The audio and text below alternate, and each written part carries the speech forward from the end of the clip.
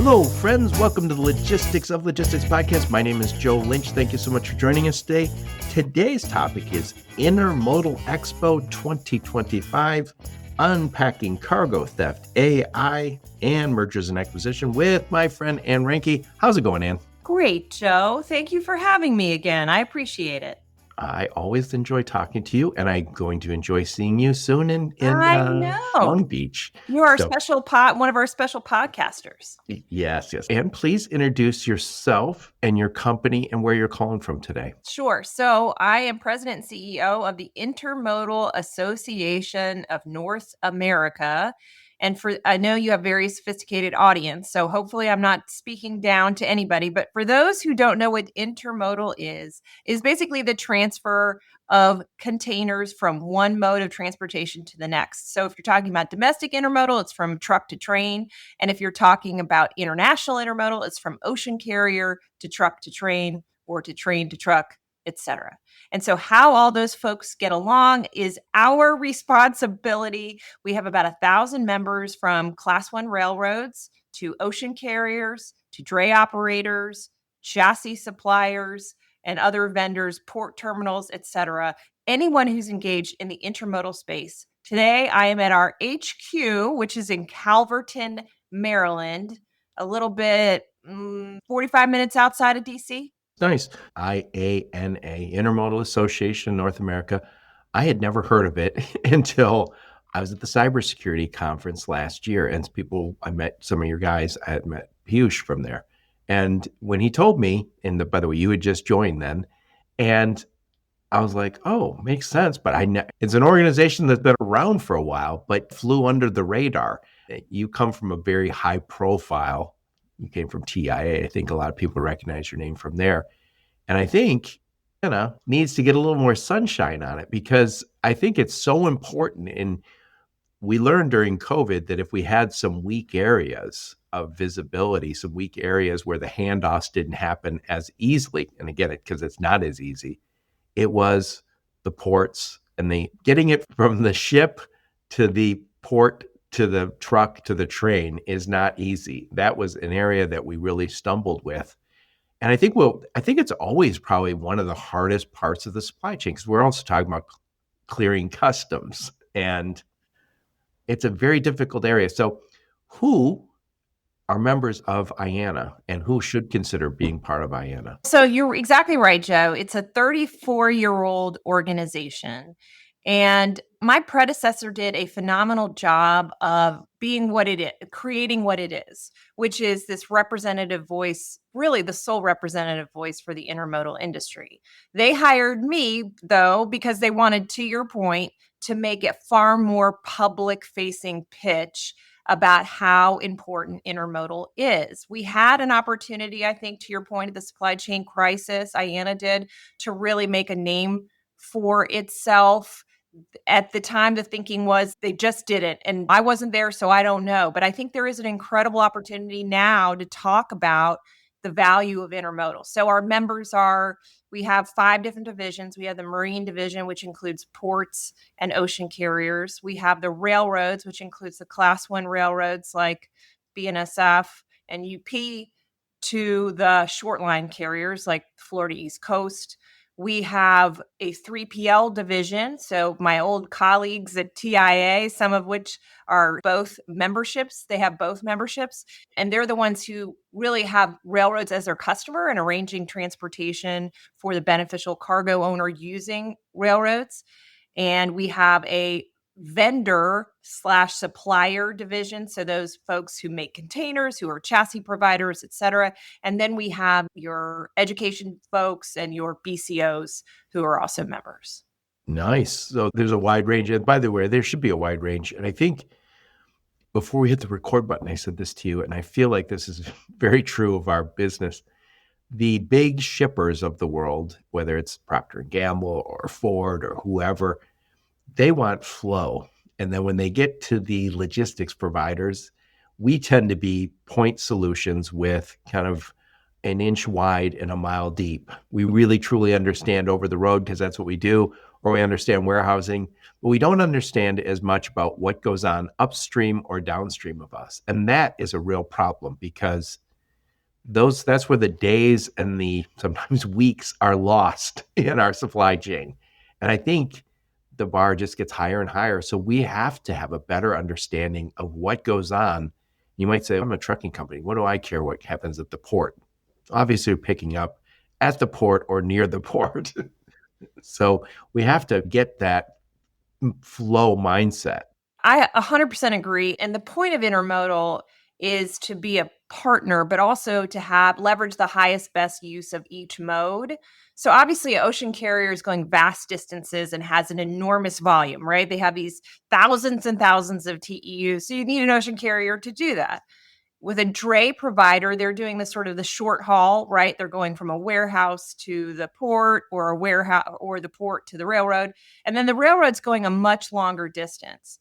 And so we are all partnered together, but this is the highest best use of the mode. And you're exactly right. The way that we partner together has to be one of knowledge and understanding and appreciation, so that there is this kind of seamlessness about it. We want to sell it as a service product. And in order to sell it as a service product, we have to assure its ease of use. Yep. Yep. I'll make sure we put a link to your LinkedIn profile, link to your website, and links so anyone listening can join IANA. But just as important for today is you have a conference coming up, and it starts 2 weeks from today. We're talking on, is it 2 weeks from today, or is it 2 weeks from 2 weeks from yesterday? yesterday? Oh Yeah, my Sunday. gosh. Or Monday. That's a Monday, because we're talking on Tuesday, the day after Labor Day. So 13 days from now, your conference is in Long Beach. Tell us about that conference. It's not too late to get there. No, it is not too late to get there. Yes, you can still register. You can register either at Expo. We'll put a link in the show notes. Yeah, expo2025.com or at intermodal.org. However, so why do you want to go there? How I explain it is it's either intermodal Christmas or speed dating for intermodal. And both, I think, definitions hold true. The whole community, the universe of intermodal comes out there. And why do they do it? Anyone else that they need to talk to who's in the intermodal space is also there. And so they may want to leverage their customer relationships we have to have this opportunity to sit down and talk through what's happening for next year, what's our outlook for service, what's our outlook for products, et cetera. But so that's where you're speed dating, right? They have these little opportunities to chat with each other, but it's also Christmas because it's also everybody's coming out and they're going with the express idea of they want to see the people they work with. They want to see the people that they know, and they want to talk about what's the issues that are confronting them. And there is a commonality of interest, obviously. So we have 1,200 people who come out and they want to talk about the things that they have been plaguing them. And we'll get into some of those issues in a second, but really we're providing that forum. Yep. Super important. Super important. And I think and I don't think it's particularly a political thing. I think it's going to happen regardless of whether there's Democrats in office or Republicans in office. We're going to see repositioning of supply chains. And I think we're also going to see some repositioning of vendors. So Sal Mercogliano, who I mentioned to you before we hit record, I make sure I introduce you to Sal. He's got the podcast or the YouTube channel, What's Going On in Shipping. And he was making the point that shipping containers aren't made here. Ships aren't made here. All that stuff. So going forward, I think there's going to be more emphasis on who makes those containers, who makes the ships. And I think there's going to be, anytime there's a repositioning, there's opportunity for people to maybe gain some business, gain some expertise. I think the opportunities are going to be huge going forward. I agree with you. And I don't want to get us too far afield, but so for example, the domestic intermodal containers, none of them are built in the United States, to your point. But because the marketplace has been so capacious, if that's a kind of gentle way of saying it, there's been so much capacity. We as an industry have not waved our hands to say this is a bad idea to impose a huge tariff on any new intermodal containers, just because there are so many that aren't being used. And some of those things, like building a shipping container, isn't an impossibly hard task for us. But I do think that we should start looking and saying what we're going to end up building here isn't going to be yesterday's container. It's going to be the future of containers. And my sense is it's going to have, it's not, No offense, containers, but I think we look at containers today as dumb. I think going forward, they're going to be very smart containers that are going to make it really easy for us to prevent cargo theft, which we'll get into, and be easy to track and trace and make sure we're not doing anything wrong with these containers, because there's a lot of bad things happen with containers sometimes. Yeah, no, you're right. And there are some companies that are exploring smart containers.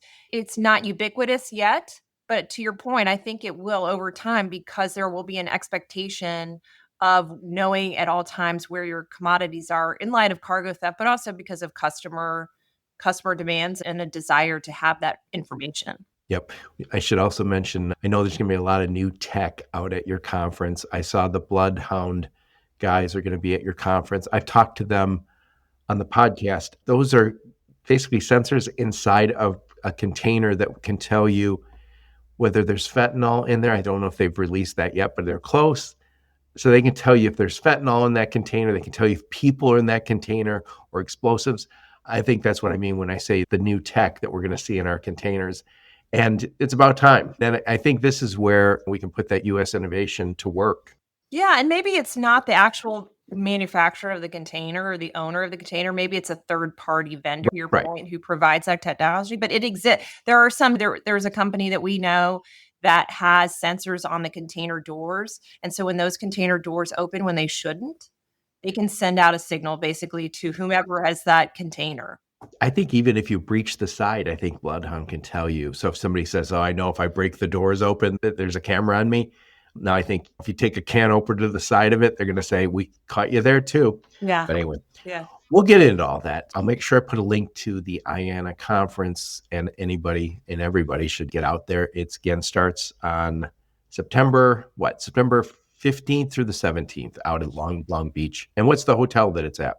We have a couple of different hotels. There's a Hyatt, there's a Hilton, there's a Fairmont, there's a Courtyard by Marriott. So if you go to our webpage, there should still be some rooms available under our block. And then where is the conference itself? It's in the convention center at Long Beach. Oh, nice. I didn't know they had a I convention center. know. Yeah. They do a great job. They're a great partner, the Long Beach community. Excellent. And tell us a little bit about you. Where'd you grow up? Where'd you go to school? Some career highlights before you joined the juggernaut that is IANA. I am from Washington, D.C. native.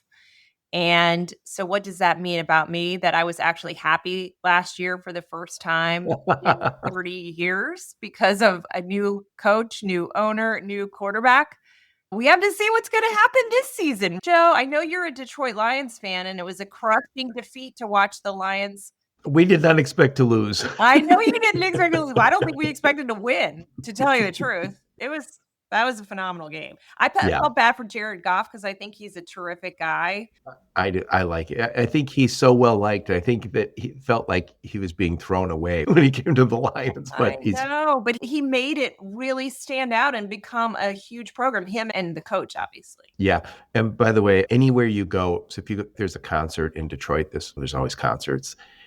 If the Pistons are playing, if the Red Wings are playing, there's always a chant in all of those arenas, and it's Jared Goff, Jared Goff, and you'd be like, and I always think, is that band up there going, why is the crowd chanting Jared Goff here? Well, he really leaned in to being a leader, and it showed. The team really turned around. It was incredible. But anyway, so yes, but I am a lawyer. I never really practiced for any length of time. I think for a year, and I felt like I was doing the work of a trained monkey. It was document review, which if you're a lawyer, document review is what you start at, like your baseline legal work. And so I got into lobbying and I worked at the Association of American Railroads. And then I went to CSX for 16 years. I represented them in DC. And so a lot of the worst issues like derailments that happen at 4 o'clock in the morning, because they all happen at 4 o'clock in the morning, we've got to communicate that to whomever is affected. And then the best stuff too, right? So what railroads can do to help the community, can help to serve customers, et cetera. I went to USDOT after 16 years. I was there for about 18 months. And that was an incredible learning experience about other things just besides railroads.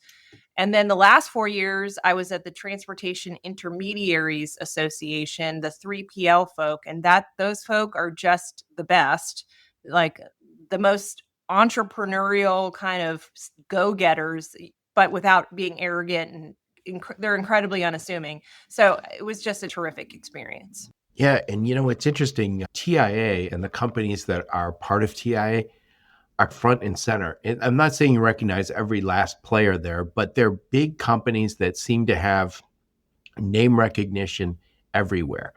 When you talk about intermodal, the class one railroads, the short lines, they don't go to all the conferences. We don't have a sense for who they are. They provide an incredible service, but it's limited. So not everybody, and I don't think they're sales forward. None of those organizations feel like, I suspect they reach out to the customers who's a good fit for them, and that's it. Where the trucking business feels like, or in the freight brokerage business and the warehousing, they'll sell 24/7 to anyone who will listen. And by the way, that's why they're successful.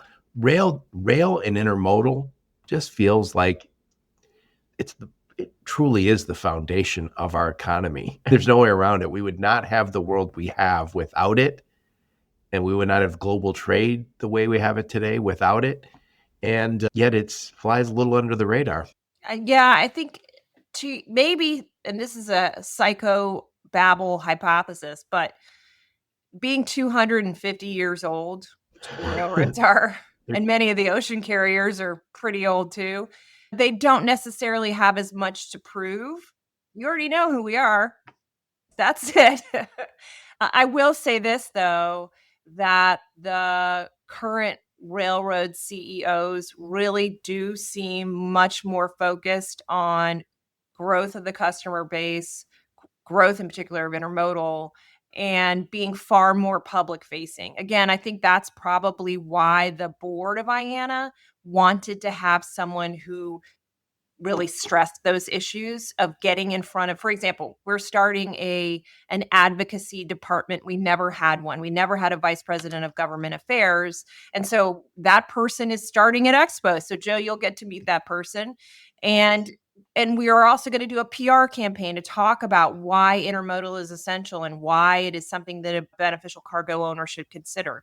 And we hired a economic manager, a director of economics, to really synthesize the data and to make sure, like, there are probably more things that we could collect that would be helpful to the membership. And then we can be the, here's the quote, source of truth as for all things intermodal and showcasing the trends and what that all means. I want us to be all out there. Yep. I think there's huge opportunities for the whole industry.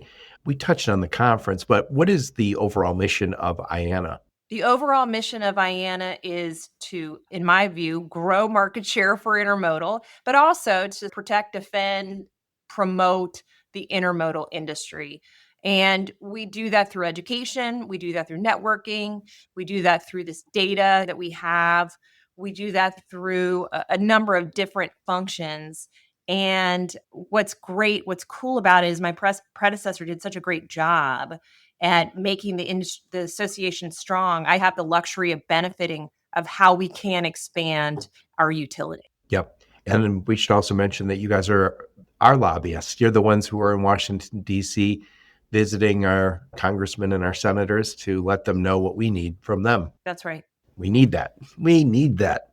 So one of the things that we need help from them on is cargo theft. So please, last time we talked it was only a couple months ago, I think.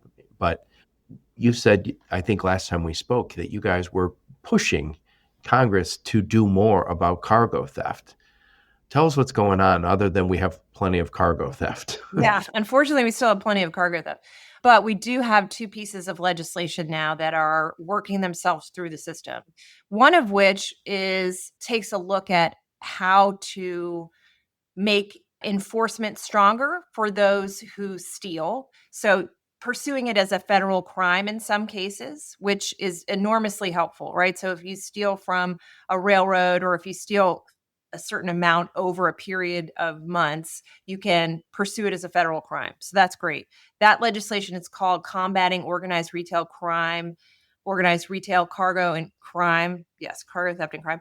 It would also create a collaboration center at the Department of Homeland Security so that there could be a public private sharing of information, because right now we're all siloed off and walled off, and we don't have the best information, the most actionable information, and that would be enormously helpful. It won't solve anything, but it will certainly provide insights into what the feds are seeing and what we're seeing and how we can actually try to target those criminals that we see in the system. So there's what's nice about it is the retail folk and the transportation folk have partnered to push this legislation. So they're not just focused on retail theft, we're also focused on cargo theft.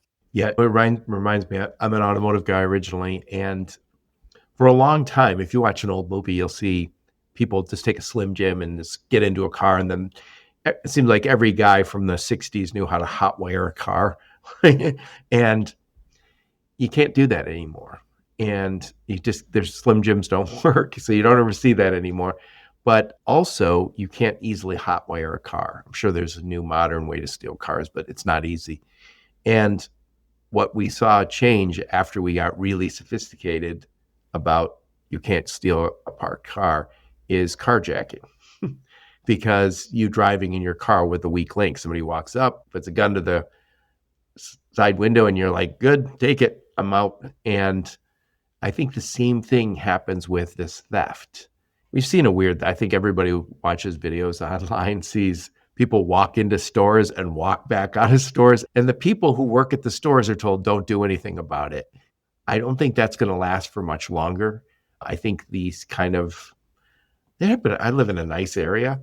And I've been in my Home Depot not so long ago. Room with the barber shop was said, I just watched the guy just walk out with a chainsaw. And everyone's told, don't do anything. But I interviewed Danielle Spinelli from My Carrier Portal, which is now part of Descartes. And she was saying the cartels are involved in cargo theft.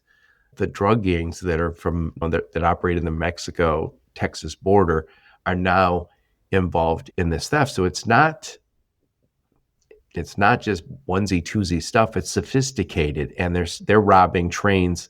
I saw the video where they got a pickup truck running alongside a train, and people are throwing stuff out of the cars of the train into the bed of the truck.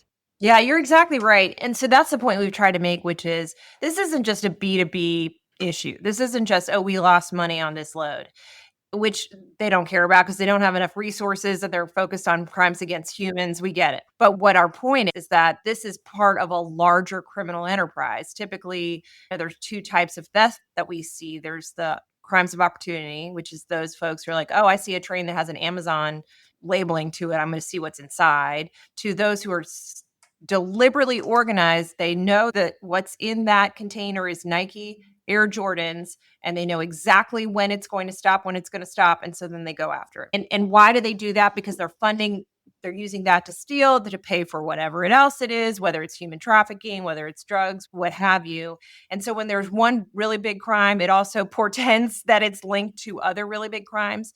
And what's been unfortunate is just that because of stretched resources in some cases, because some during the pandemic were not looking to enforce crime, retail crime or anything like that. To your point, they just didn't do it. That there's been a lack of interest in pursuing it. But as you said, that is changing. Yeah, I'd love to see the punishment for this stuff go up, but I do think the solution is going to be from the private sector. I think we're going to see, I mentioned the Bloodhound, I think it's Bloodhound Tracking. They'll be at your conference. I've interviewed them before, and again, they have all sorts of sensors and cameras, and I can see us getting to a place where the combination of our seals and our locks and our visibility is going to be such that we're going to be able to stop a lot of this. But there still has to be some ramifications, consequences for if you're caught doing this. Because I think Danielle Spinelli showed me a picture. She did a webinar with California Highway Patrol, the CHIPs, and she said, we have warehouses that are filled with stolen goods. Oh, yeah. And those guys don't get big, long criminal sentences. Every time some friend of mine says, oh, I bought it on Facebook Marketplace and it's brand new, I always think, I wonder if that was stolen. Yeah, where did that come from? I'm with you. And in fact, we're going to have someone from California Highway Patrol at our conference to talk about that, because California is, as we've all talked about till we're blue in the face, is the Most 50%. Yes, it's 50% of the cargo theft, so probably 50% of the retail theft as well.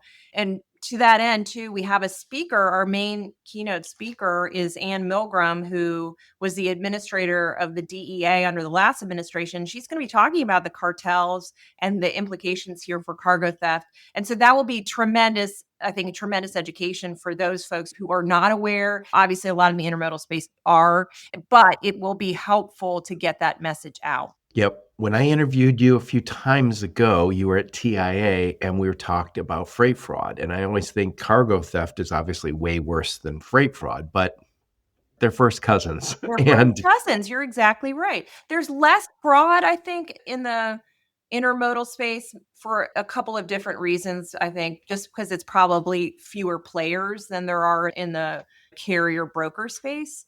But that being said, fraud or theft, neither one you're yep, seeking out. yep. And I think also another cousin to this is cybersecurity, which I think is the most serious of all of these things. And cybersecurity is one of those things that can take down a company. And I think what we've seen with the cybersecurity is it could be hackers who are looking for money. So their financial interests. Sometimes it's going to be hackers from a country like Korea or China, some other. And then I know there's also these hacktivists who are hacking in and saying, don't haul oil or something along those lines. So there's all sorts of threats that are interconnected: cybersecurity, freight fraud, cargo theft, all of them. I think there are all probably some overlap in those, and we have to do better. We've been identified as an easy mark. Yeah, as a soft underbelly. And a lot of that was because of this kind of lack of enforcement. And so if we can bring the kind of heat, light, and thunder that is required here, and there's actually like the, hey, guys and gals, this is going to get prosecuted, that to me changes the game. Yep. I think it's so important to get to these conferences and share with maybe your competitors, maybe some people you work with, some of the stories of what's gone wrong. Because from what I understand, a lot of the cybersecurity and freight fraud stuff, no one wants to raise their hand and said, yeah, I did that. And there's been top companies in the transportation logistics space who have been hacked. And I was at the cybersecurity conference, and there was a session where they said no media, which I didn't realize as media till that day. I wasn't allowed in that session. So they didn't want anybody reporting, hey, the following companies. But as people are going into that, I was like, I know you got hacked. I know what happened to you. We've talked about it. And some have been very open about it. And I think if you're a publicly traded company, you have to make it public that you were hacked. Yeah, if it's material, for sure. Smaller companies fly under the radar, but I think that is a bad thing because it gives us all it means you don't share with your neighbors. And it skews the data. The good folks from CargoNet, they rely on data that is provided to them. And it's not everybody wants to provide that data, to your point, because they don't want to be the poster child. And so they collect as much as they can, but they have to extrapolate. So the amount that they collected in terms of losses from last year was something like 150 million, but it's really 3x of that at least. So the estimate's probably more like 450 million. Yep.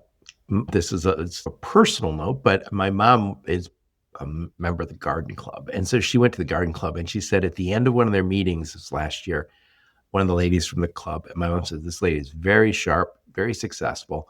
She got up, and she's an older lady. They're mostly older. And she got up and said, I want to tell you all, this is not gardening related. And she told about how she was swindled out of some money and how it happened. And my mom said, the lady said, I'm so embarrassed. I did not want to come here today, but the idea that I don't say something and it happens to others Oh, was, God bless her.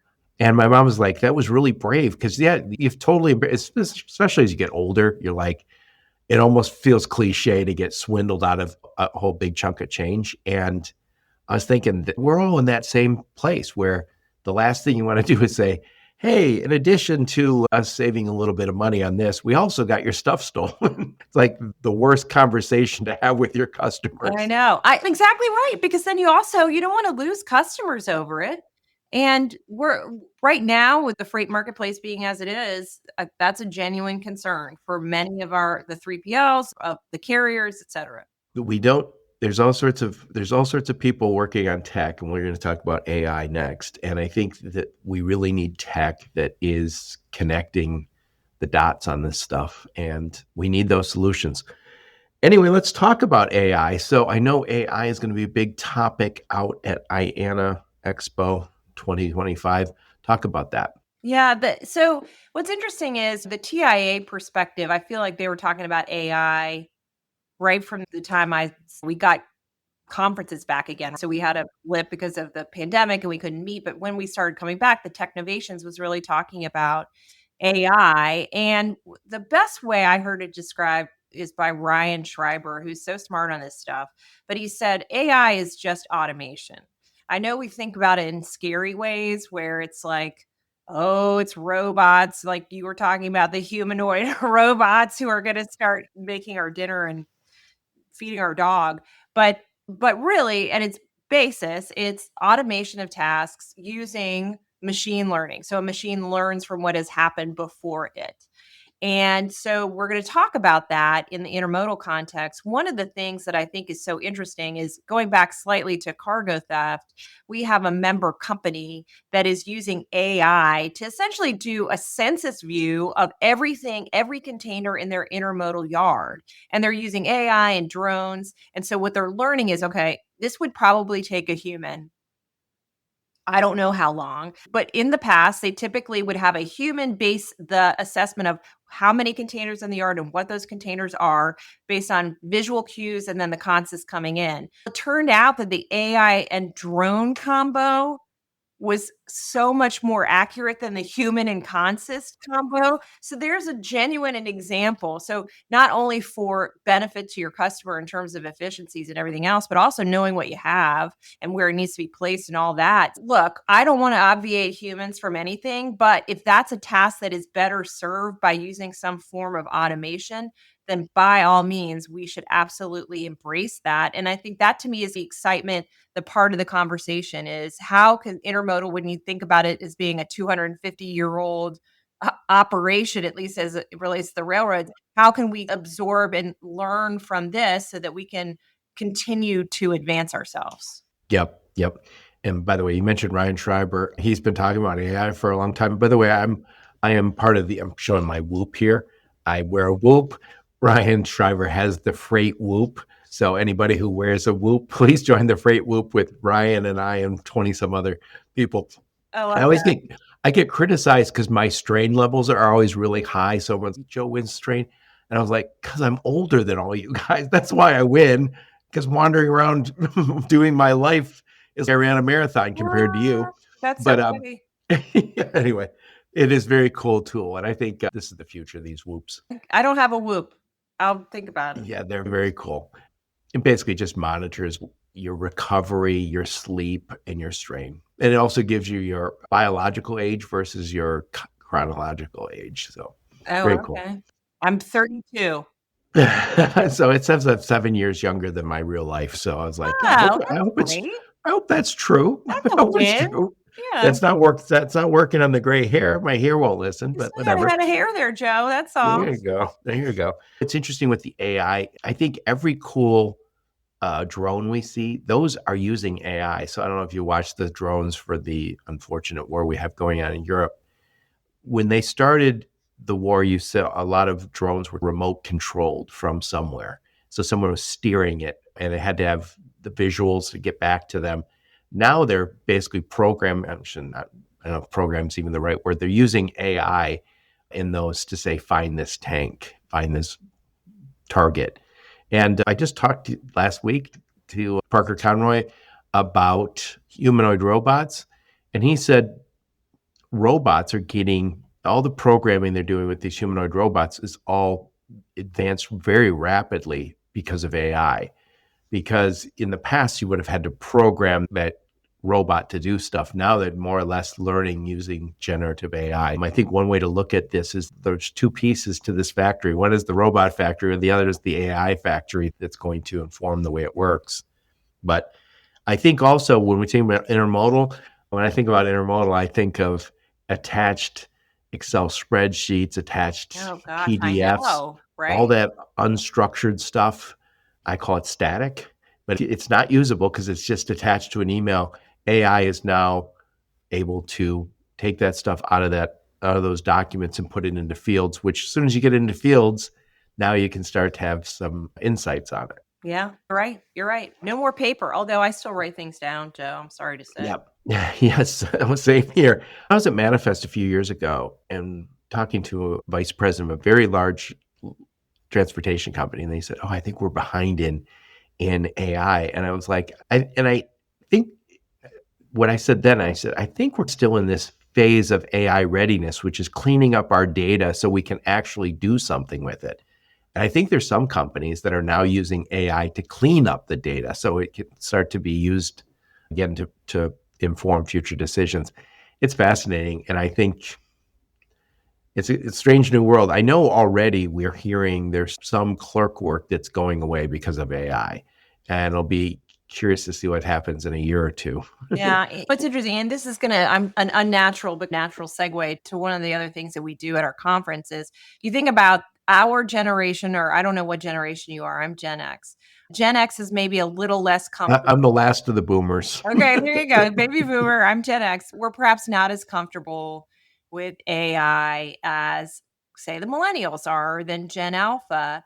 And so one of the things that we do is we have kids from various supply chain schools at American universities come and compete about a logistics slash intermodal issue to challenge them, but also to provide what are their insights. So it could be about AI, it could be about something else. But the point is they have a comfort level about that stuff. And so we can actually learn from them in some regards, right? They make a presentation, they have judging, and ultimately one school becomes the winner. But one of the reasons we do that is because every generation has to have one to replace it. And so we want to make sure that the industry stays vital and grows and adapts and doesn't stay rooted in the past. And having those kids in the supply chain schools is a way to do it. Yeah. One of my daughters was doing an internship at a big automotive company. And she was roommates with another girl who worked in engineering at the same big automotive company. And they asked this girl in engineering, come in and do this work. And within a week, she said, I don't know why you have a person doing this. This should be a program. And she wrote the program and then sold it to the company. And I was thinking that kind of is going to happen more and more because I think the younger generations are showing up. I always say they use consumer grade technology. They expect things to be already in a software. And if you say, oh, yeah, this is real simple, all you got to do is take it out of this file and put it into this file, they're going to go, oh, hey, I should do that, right? Or there's a program for that. And I think some of the stuff, to your point, will be bottom up, which is good. We need that. I agree. I agree. We talked about the conference and we've talked about cargo theft. And again, your efforts over there at IANA representing our whole industry with our elected officials there in Washington. Mergers and acquisitions going to be a topic out there. So why is that a topic on the agenda? Yeah. It's not going to just be about the big headline news ones, but there is a big headline news one going on in the industry. So two railroads have announced that they will file an application to have a merger approved, Union Pacific and Norfolk Southern. And so that's certainly a huge note to anyone who follows the railroad space, but anyone who follows the merger space too, because then you have people on the sidelines eating their popcorn. What's going to happen in this administration? Is there going to be a permissiveness to it that's such an enormous, the first transcontinental merger gets approved. And then you have two other railroads, I guess if you want to talk about four other railroads who are sitting on the sidelines and not necessarily, we don't yet know what they're planning to do. So it's really an enormous topic of conversation. One of the best things about the whole discussion, though, is that both the folks who are interested in merging and the folks who are not interested yet in merging are talking about how growth is so vital to the railroad industry and that intermodal is a cornerstone of that growth. And so selfishly from the intermodal industry, having these high-powered folk talk about the importance of intermodal and how they're leaning into that can only benefit us. And so it'll be interesting to see. The filing is not for some time, probably this winter, to see what ends up happening and how much can we get into it. I don't know, but I think it'll be certainly a topic of conversation. Yep. I think also one of the things I always reminded when we talk about railroads, they build their own infrastructure. Those tracks are all theirs. And every time we talk about a big infrastructure project, there are just some ridiculous overspending, over budget, never delivering projects that sometimes they're massive. And by the way, we do have some successful ones. We have some nice ports that get built, and I think we're going to have even more. But with the railroads, they just predictably build their own railroad tracks and they take care of themselves. It's a enormous resource for the country. Yeah, you're right. They say we build so you don't have to, basically, is what their approach is. But I think every mode has to be concerned and wanted just to be somewhat back to DC for a second. Anything that gets built, even if it's a railroad project, which, that's on their right of way, has to go through an environmental review. And as we know, there are so many things that can go wrong with the approval process of getting anything permitted or anything constructed. And one of the things that ties us together from every single mode that we represent is how can we get projects delivered faster, and how can we get permitting done so that it's not just Joe NIMBY, not you, Joe NIMBY down the street says, I'm going to tie myself to the truck, or I'm going to tie myself to the boat, or I'm going to tie myself to the train. It'll never get built. I live in Michigan and in the Detroit metro area, but one of the outer counties, and it's the fastest growing county over the last 30 years. And what's crazy is when you move into the neighborhood and they say, oh, they're thinking about putting up another subdivision down the street. Everybody in the subdivision says, that's outrageous. I was like, we all just moved here. And it's always, no, I'm the last one here. We do not want to ruin this pristine area. We have this parks and we have the woods. It's rural. We're not having any more. And I was like, yep, everybody in is the last person in their own mind. That's right. Look, I like greens and I like trees and all that stuff, but we also have to balance, I think, how we deliver things in this country. We certainly don't want to stay mired in the past and never actually develop or expand. Yeah, it's a funny thing because there was a farmer and all the subdivisions were built around his farm. And every once in a while I drive by, wave. And then I remember somebody said, he's getting old. He wants to sell all that. I don't know, when he's growing corn or something. and somebody said, they can't let that get developed. And I was thinking, that poor farmer, he was the only one who's been there farming for all these years. And then at some point when he's 80 years old and says, all right, time to sell. You can sell it, but no one can build anything there. So you're not going to sell it for much. You're like, sorry, dude. Anyway, get way off track. Anyway, yeah, I think it's going to be very interesting to see what can happen with the railroads, because we are starting to look at railroads a lot more, I think, because they are environmentally green. And I think also, if you're ever driving along on the expressway and you see dozens and dozens of trucks, you go, God, it'd be nice if they had their own road. That's what I always used to think. Oh, yeah. They like do. dedicated. It's the railroad. They can haul 300 cars and it's cleaner and greener, and it clears up our expressways. Yeah. I think I said at the outset that the highest, best use of the mode is what Intermodal appreciates. So you think about, where does it make sense to have trucking? Obviously, in these kind of last mile, that makes the most sense. And also these middle distances, call it 0 to 500 miles. That makes all the sense in the world. I think railroads likely more efficient for the longer distances. Yes. And so high volume and long distance. That's exactly right. I don't want to oppose my good friends at the ATA or the owner operators. We want to work together and just say, here's where it makes the most sense. And I certainly wouldn't wade into the argument about whether or not there's a driver shortage, but one can observe that there are probably fewer truck drivers who want to drive 1,000 miles than there used to be, right? Because this newer generation wants to see their families and be home and all of that stuff. So let the railroads do it. Exactly. So I just interviewed Spencer Tenney the other day. He will be there. He's moderating and presenting at a panel. Yeah. So Spencer Tenney is a mergers and acquisition guy. So we had that conversation. I don't think I published that. Probably publish it. later this week or next week. But anyway, mergers and acquisitions, we just talked about this thing with the railroad, but it's been growing. And I think we started to see some stuff happen in recent years. So under the Biden administration, it wasn't as permissive, as you said, with the mergers and acquisitions. And I think they would wade in for reasons like one of them was, hey, because that would hurt the union, which is usually not what you're concerned about. Usually concerned about the consumers. But anyway, talk about some other speakers. I know Spencer's going to be there to talk about mergers and acquisitions. Who are some other speakers who are going to be at the conference? One of the wonderful things about working in the DC area is that there are a lot of different associations who also work here. And so we're going to have an associations panel moderated by Matthew Leffler. Do you know Matthew? He's Yeah. a I just talked Chicago to him. guy. Yeah, he's He's supposed to dynamite. come on the podcast. Yeah, Soon. he's terrific. And so we'll have the Association of American Railroads, Association of American Port Authorities. We'll have hold on, I'm missing one, and they're going to be so mad at me that I forgot. No, who is it? It's someone else important. Gosh darn it. I'm going to remember, Joe. I'm so sorry. Whoever it is, I love you and appreciate you for all that you do.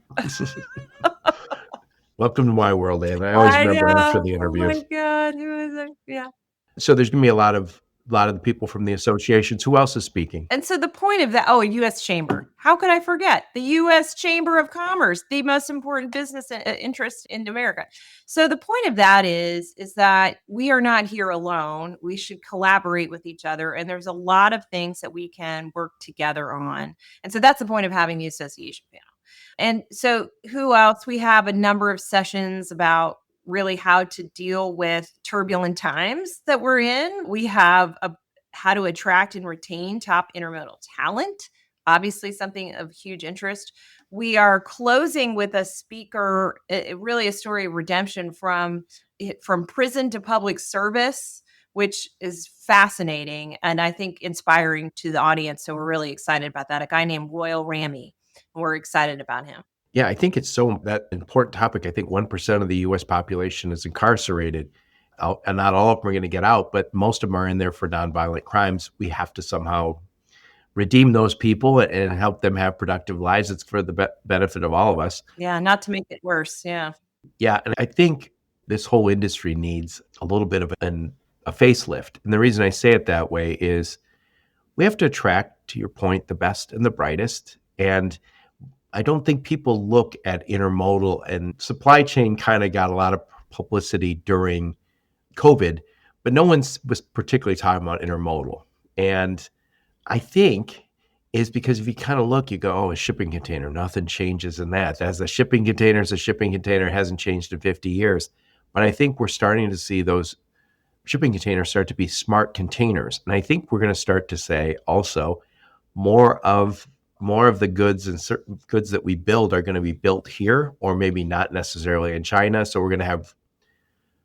we're moving supply chains around. And I think it's a great time to get into this business. And I think we have to start looking at this as a high-tech business. And I think when you say railroad and intermodal, it almost, like the good old days, like the 1850s. No, this is a modern way to manage supply chains. And again, nobody does it better than this country on supply chain efficiency. But I still think we need to glow up.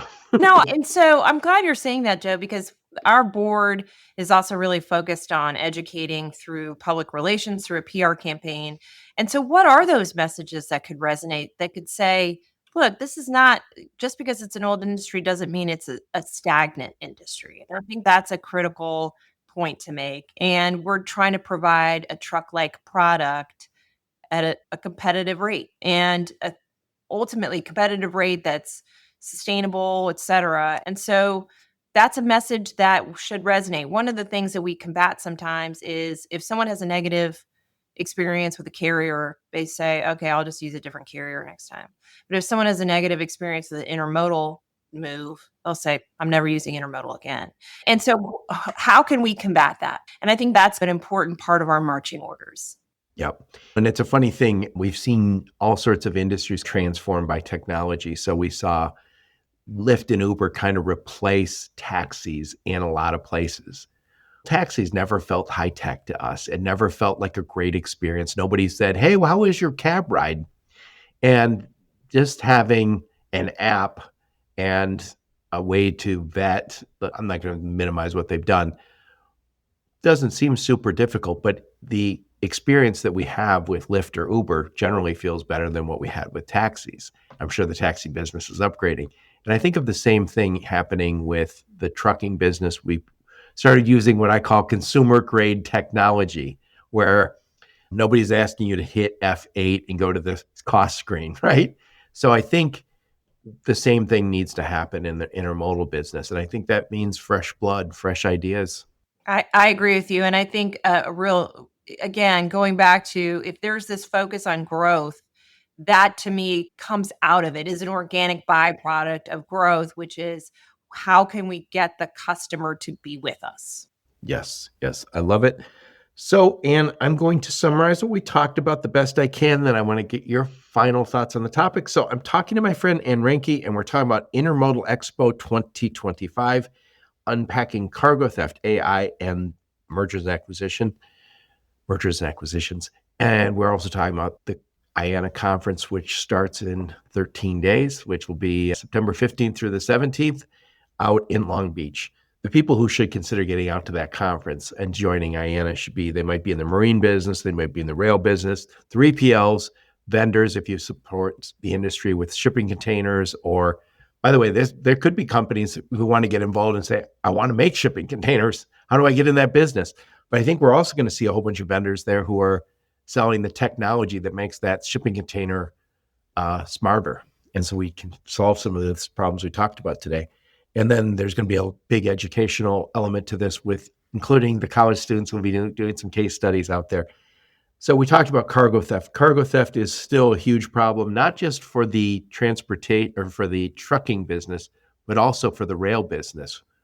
Huge emphasis on that at the conference. We all have to figure this out. It's a horrible cost, and it's something we have to solve. And I think you guys are advocating for us with Congress, asking them to have stronger enforcement, solve some of these problems with laws. But I think ultimately we're also going to have to help ourselves with new technology that makes it really difficult to steal from us as much as they steal from us right now. We talked about AI, of course. AI is important. And I think as much as anything, we're all trying to educate ourselves and say, where can we start applying this? I think everybody's afraid they're going to be left behind when it comes to AI. So get out there to IANA and speak to the experts and figure out how you can stay current. We talked about mergers and acquisitions, super important. It's having on in the rail business, but I think you're starting to see it across the whole industry. I mentioned Descartes. They just bought My Carrier Portal, which is a vetting tool. We just saw DAT buy the Convoy platform. In fact, I interviewed Bill Driegert on that. I'm going to publish that this week. And I think you're starting to see these technology companies starting building a suite of solutions for our industry. And I think it's getting stronger and stronger. It used to be, give me a TMS. Now it's dozens of other technologies that go along with my transportation management system. So all the new tech will be out there at IANA on display. I'm sure I missed something, but put a big old bow on this one. Final thoughts on the topic, Anne? Sure. So, how do you create an intermodal industry that you can sustain over the long term, that can grow? Really, you have to be part of that intermodal conversation. That's why 1,200 folks from all over Canada, Mexico, and the US come out to Long Beach, because they know that they are with everyone who cares about intermodal.